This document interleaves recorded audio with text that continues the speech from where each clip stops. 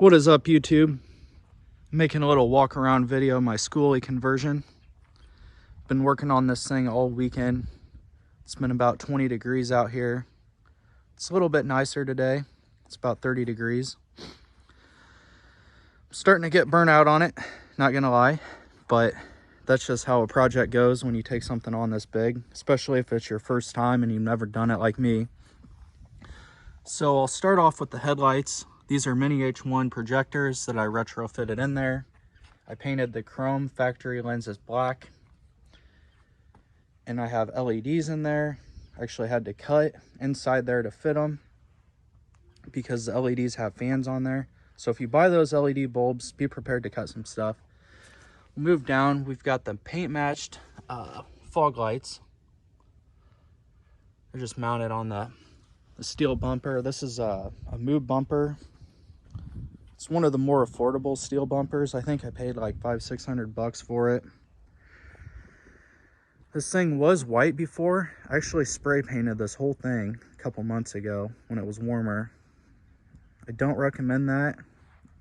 Eventually we're gonna build a shop down there, so I'll be able to put a good paint job on it, but this will do for now. I was just tired of the white, wanted to get it done.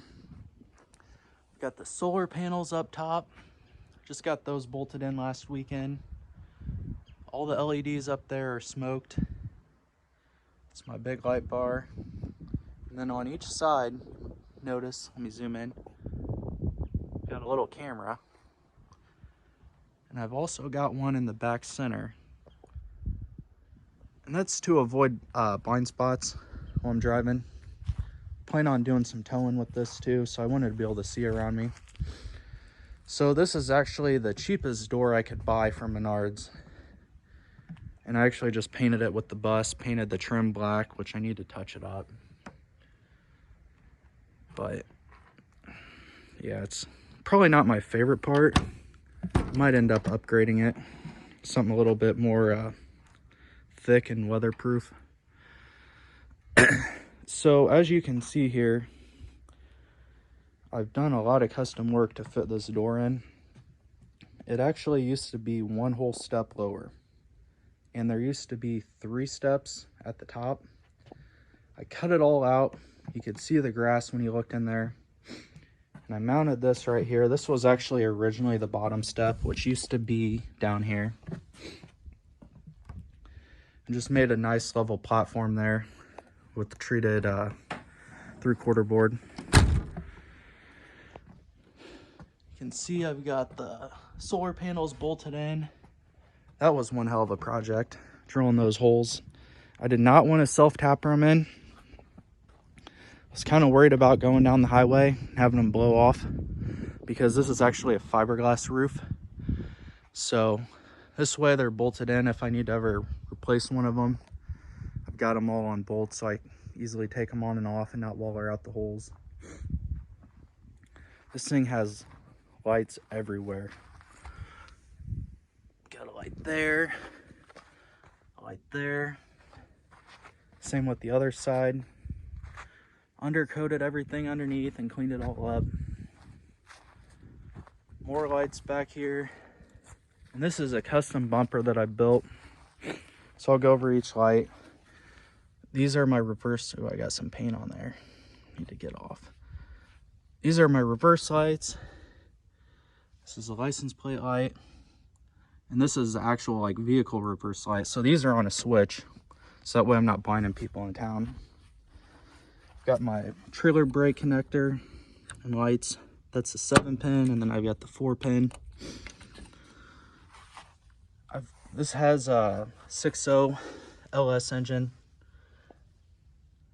So I had them do the Corvette style exhaust because it's a variant of that engine. It's just a steel block geared down version of it. These are actually my turn signals and brake lights. I've also got 5 of them up there. There's the camera. And that is a CNC US flag that I put over my air conditioner. And that is the plug for the air conditioner. Everything on this bus will be ran off solar power besides that air conditioner, and that's why I have that plug. I've got a Generac generator that I'll use to run that air conditioner. So here's the emergency exit that I just ripped out of there last weekend. I'll show you that real quick. Bought this adapter plate online, screwed it in, caulked it in, and then I mounted my fan on it. So, quick tour of the inside. We'll start with the stuff that connects to the outside. These are all the switches to all the light bars around there. Those are the ones on the side, leaning lights. Thought that was kind of funny. It's my big old Apple CarPlay screen. Runs off of that USB. It's all connected. It's got the Bluetooth radio, which I've never bought one of these that actually works. People are always like, I can't hear you. So don't even waste your money on that. Unless you buy like a high-end Alpine one, those might work. Cheap Walmart Pioneer speakers. They sound pretty good given that we've got 4 right in front of your face here. These are the monitors for the 3 cameras. I'm gonna mount a waste can here in this little slot with a laundry basket. This is all storage.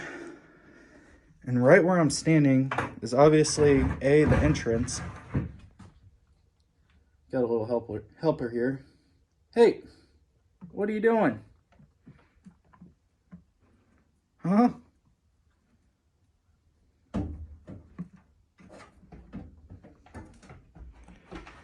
But yeah, so this will also be the shower.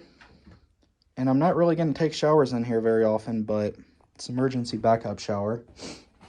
This camper will also be pulled by this, so I'll have a real bathroom in there. This will just be the tow rig / sleeping area, and I'm going to have a little kitchenette, like an L-shaped kitchenette right here, with a stove, a sink, some counter space. Might do like a mini bar right here. It's a 12-volt cooler, ran off the solar system. I have another one there. These will dual purpose, just like the front, you know, you got to utilize your space here. It's good to try to have certain areas serve 2 functions. So this will also serve as a bench. And I'm actually going to have it where you can't even see the cooler. It'll just be a cushion on top, and there will be a faceplate. And you'll just lift the top, boom, cooler. It'll just look like a cushion. I'll have a cushion backrest as well. That cooler goes there. I'm just kind of working on wiring this stuff up. I'll have all my batteries in here, all my fuses. I'm actually kind of getting overwhelmed with all the wiring I need to do in here, but that just goes along with having all these crazy ideas. You know, when you get down to doing it, it's like, did I really need that? But once it's all done, it's all worth it to have all the extra stuff. Besides when it breaks, then you're like, wow, why did I do that? I'm an idiot. But whatever, I'm gonna have it where it's all serviceable. So it'll be a constant battle of keeping everything going. But yeah, this is my solar system. I've got two arrays of this. So I've got 8 total panels. They're all separate. I just wired this up this weekend. So they come in off the ceiling. I just put this in. I haven't turned these on yet. I ran the wires down here. This is going to be my channel for most of my wires. It'll all run to the battery. But yeah, so back here, this is the main big storage area. That door still opens.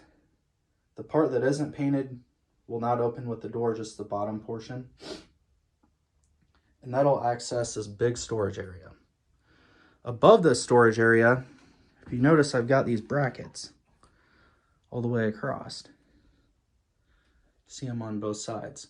So I'm actually gonna have some, I've got them already cut. These 2x3s, I'm gonna paint them black, and they'll run across, and boom, the mattress will sit right on top. So if you need to service this area, you can pull the bed out, pull the boards out. I'm hoping to to not have to do that very often. That's why all the fuses and switches and everything will be either here or over there. So I will come back here and show you what we got going on back here. This is the battery charger that runs off of, you know, a household plug, or you could even use my generator. So if you don't got a lot of sunlight, oh look, these are lit up. So I've got the wires there off the panels. That is my inverter. So that actually steals power from the batteries and it converts it to 110, because these actually produce 12 volt power.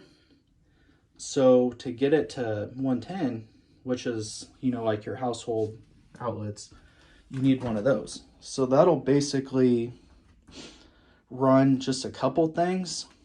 Problem with these is you have about a 20-30% power loss.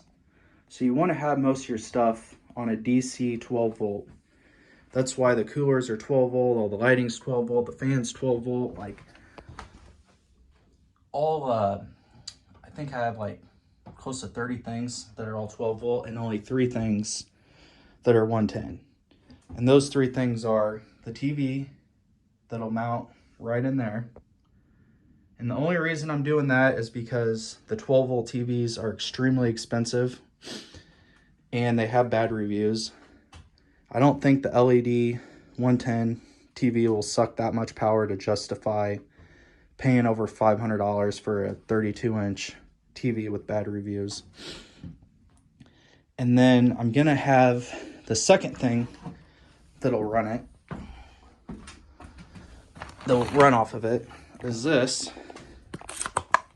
And it'll actually be flush mounted in here. So that's if you have anything you need to charge, or, you know, any kitchen appliances, you just pull that right up.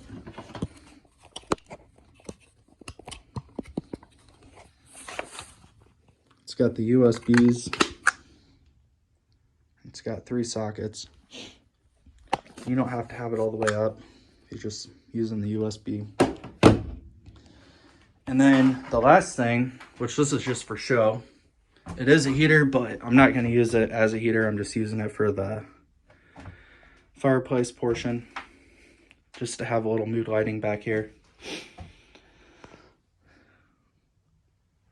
I think this is what we're going to do for the walls.